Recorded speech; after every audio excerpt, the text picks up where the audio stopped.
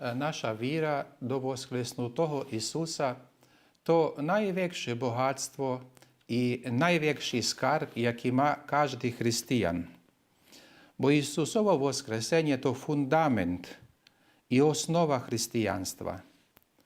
Будь християн значить вірить, що Ісус, котрий був розоп'ятий, воскреснув з мертвих і зо своїм воскресенням превладав смерть, а нам, котрі віримо, отворив уход до живота вічного.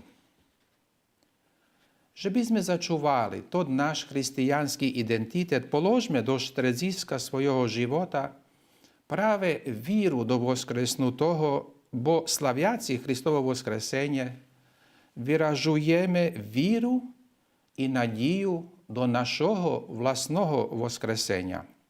Радуймеся і весельмеся у тих благословених днях Воскресення Христового, бо нам любов Божа при власній жертві отворила райські двері, без котрі можемо прийти, наслідуючи Воскреснутого Спасителя.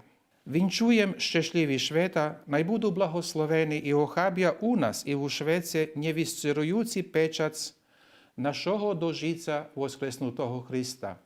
Христос воскрес, воістину воскрес.